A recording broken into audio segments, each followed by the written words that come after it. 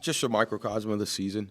I thought we had the right intentions for the first 8 to 12 minutes of the game, and then fatigue sets in, and then when you have a depleted bench, you can't really go to your bench for guard substitution, and so that really put us in a tough spot. But we've been playing injured all for a large part of the year, but I thought our effort wasn't there. Our attention to details in the second half got away from us. But this is what we have when you don't have opportunities to practice consistently, and guys are in and out of the lineup due to injuries. So it's been a bizarre year for us. But the one thing I didn't like is just we didn't compete in large stretches of the second half.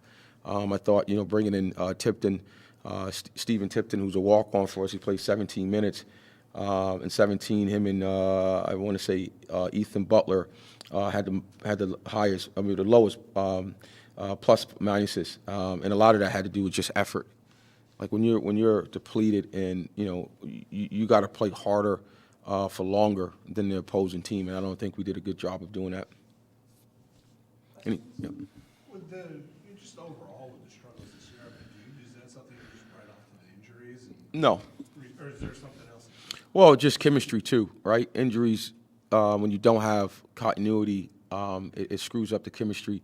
But this bunch of guys, just we haven't figured out how hard we have to play in order to win games consistently.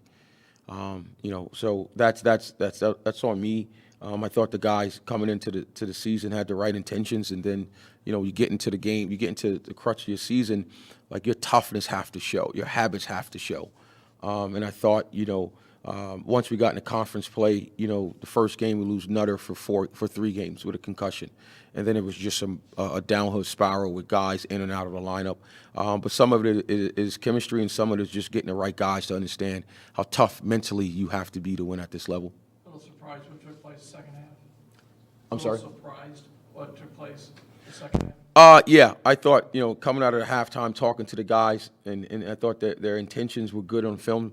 And then when we got to on the floor, I think they went on an 8-0 run, right? And something that we figured out the last 4 or 5 games, but it came back to bite us in the butt when yet again Yannick is not feeling well, so he's dehydrated because he's been sick. And then once they made a run, we needed to get one of our guards out to start a rotation, but we don't have any guards to sub in. So these guys are playing heavy minutes, and some of that took an account because we didn't have the legs and the energy to go out and compete in the second half that we needed to.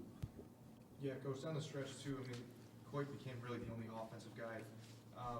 No one was moving, it was stagnant. Would you also contribute that to effort, or was that more chemistry? What would you think? Well, that was because of the lineup that was out there. Ethan Butler was playing the 5. Tipton, who's yet again a really good practice player for us, walk on, and was playing the 3.